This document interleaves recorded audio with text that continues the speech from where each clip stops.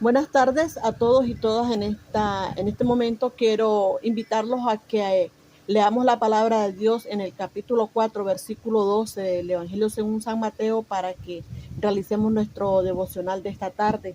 Y leemos la palabra de Dios honrando al Padre, al Hijo y al Espíritu Santo, que la letra dice así. Cuando Jesús oyó que Juan estaba preso, volvió a Galilea y dejando a Nazaret, vino y habitó en Capernaum, ciudad marítima en la región de Zabulón y de Neftalí, para que se cumpliese lo dicho por el profeta Isaías. Isaías capítulo 9, versículo 1 y 2 dice de la siguiente manera: Mas no habrá siempre oscuridad para la que está ahora en angustia, tal como la aflicción que le vino en el tiempo que livianamente tocaron la primera vez a la tierra de Zabulón y a la tierra de Neftalí, pues al fin llenará de gloria el camino del mar de aquel lado del Jordán, en Galilea de los gentiles. Esta porción bíblica que hemos leído en este momento hace alusión al momento en que Jesús inicia su ministerio de la predicación del Evangelio acá en la tierra. Y si nos fijamos en el versículo 12 que leímos, aparece relatado o mencionado al menos el momento que está viviendo Juan el Bautista, y se le menciona como un hombre apresado por el sistema, por el Imperio Romano, y en este momento pues él está enfrentando, creo que una consecuencia del evangelio anunciado, del evangelio del arrepentimiento, porque Juan el Bautista tuvo conocimiento de una situación entre Herodías. Herodías es nieta de Herodes el Grande, el que recordemos que intentó matar a Jesús cuando se dio cuenta que había nacido el rey de los judíos. Entonces esta persona, esta mujer de nombre Herodías, se casó con su tío Herodes Antipa, que es hijo de Herodes el Grande, pero también se fijó en su tío Herodes Felipe, conocido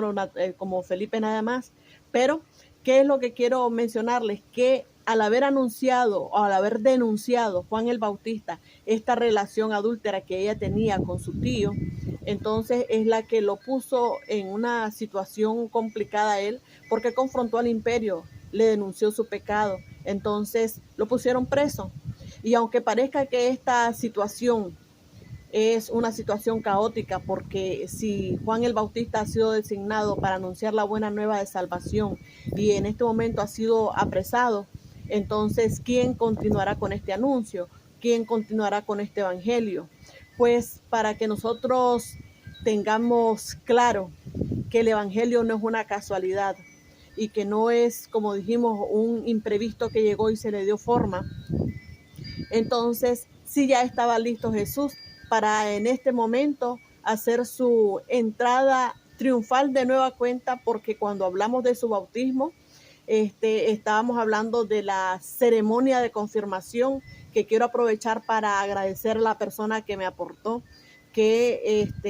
el bautismo de Jesús no solamente se puede ver como una confirmación, sino como un acto de obediencia de parte de Jesús, porque él aceptó que Juan el Bautista lo bautizara a pesar de que Juan y Jesús tenían claro el ministerio de cada uno de ellos. Sin embargo, Jesús no se opuso al bautismo e hizo un acto de obediencia y de humildad, y yo creo que es válido mencionarlo y agradecer a la persona que hizo el aporte. Pero quiero también conectar con que ese momento para mí fue una entrada triunfal de Jesús, porque fue cuando Dios desde el cielo le confirma que Él es enviado, que Él es el enviado y es el Hijo amado en quien tiene complacencia. Y en este momento Jesús hace otra entrada triunfal, pero ya es en otra etapa de su ministerio, ya es iniciando su predicación, la predicación del Evangelio. Y entonces, como les dije, aunque aparentemente lo que estaba ocurriendo con Juan el Bautista era de alguna forma un atropello al, al ministerio de la predicación, aunque aparentemente era una situación trágica que estaba ocurriendo, porque recordemos que el momento en que Juan el Bautista surge es un momento de silencio profético, y Juan ha sido el profeta reconocido en ese momento. Sin embargo, está enfrentando una aprensión que la tiene que vivir tal y como está descrita aquí en este pasaje, pero no es nada más y nada menos que el cierre del ciclo o del propósito para el que Juan había sido llamado, y en este momento inicia el ministerio de Jesús, como está titulada la lectura que nosotros hemos hecho en este momento. Y entonces, como les decía, a pesar de que Juan tuvo que detener su ministerio, el evangelio lo que hizo fue tomar el momento adecuado y la persona que correspondía para que declarara todas las virtudes y todos los beneficios que este reino del cielo, porque no era un reino terrenal, anunciara para la humanidad. Y como siempre decimos, el evangelio no fue un movimiento, una idea, una emoción, sino que fue un propósito desde la eternidad anunciada en el Antiguo Testamento y que ahora se acerca a nuestra tierra personificada en nuestro Señor Jesucristo. Tenemos también nosotros que tener en cuenta y no perder de vista que el evangelio es la nueva de salvación que no solamente partió la historia en dos, que no solamente rompió las estructuras del Imperio Romano, sino que hoy por hoy el evangelio sigue siendo una fuerza espiritual que transforma. Nadie puede negar que cuando el evangelio penetra en una sociedad, que cuando el evangelio penetra en una familia, que cuando el evangelio penetra en una nación, el espíritu de justicia, el espíritu de amor y todos aquellos frutos del espíritu que vamos a encontrar en el Nuevo Testamento se hacen patentes, se hacen visibles, porque toda la maldad que ahora se vive y que nosotros podemos ver y que mucha gente critica que si está Dios, que si Dios existe, que por qué todas esas injusticias se ven, pues nada más vale fijarse cuántas personas estamos prestando atención a este evangelio y estamos abriendo el corazón a este evangelio para que nuestra sociedad vaya cambiando. Y en la medida que la sociedad, que el pueblo, que la gente, que las familias, que las personas, que los padres de familia, que las escuelas y que todas las instituciones dejen que el evangelio de Dios entre, entonces es que podrán ir viendo esos cambios, esa justicia, esa verdad anunciada hecha realidad en la vida de las personas. Entonces, la invitación en este texto es que nosotros nos aferremos a que si este evangelio surgió bajo las circunstancias que haya tenido que vivir, porque recuerden que vivió la amenaza de Herodes, que quiso matar a Jesús cuando sintió la amenaza del reino.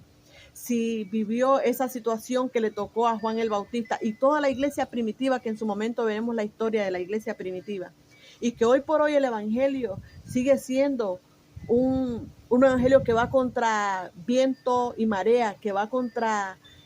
maldad social, y que son principios que se confrontan, que confrontan al sistema, que confrontan la maldad, y que son principios confrontativos, son principios de amor, son principios de esperanza, son principios de salvación. Y yo quisiera invitarlos a que nosotros seamos ese pueblo que Él viene y lo recibe. Recuerden que cuando Jesús aparece, a los suyos vino y a los suyos no le recibieron, pero que nosotros hoy por hoy podamos romper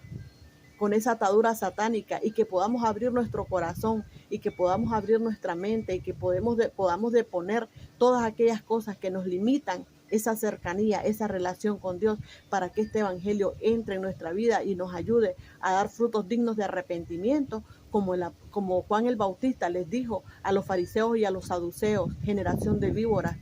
ustedes se asustan por miedo, pero den frutos dignos de arrepentimiento. Esto quiere decir que tenemos que nosotros abrir nuestro corazón y encontrar todas las cosas que estén allá en el fondo nuestro y que sean pecados y que necesiten que nos arrepintamos y que nos volvamos de ese mal camino y entremos a una nueva vida, a una vida de perdón, a una vida de arrepentimiento, a una vida de reino de Dios. Este texto que hemos leído es maravilloso y puede hacer cosas grandes en nuestras vidas. Insisto, en nuestras familias, en nuestros hijos.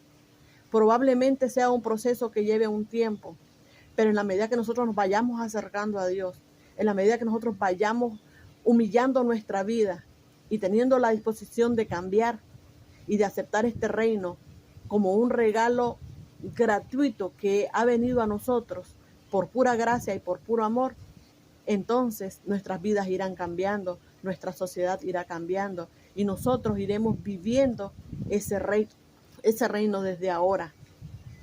Espero que esta pequeña reflexión nos acompañe, no solamente en este momento, sino que nos acompañe en las cosas que vayamos teniendo en cuenta y que vayamos cambiando poco a poco en nuestra vida. Que nuestro Padre Eterno bendiga nuestra vida, nos ayude y nos acompañe siempre. Amén.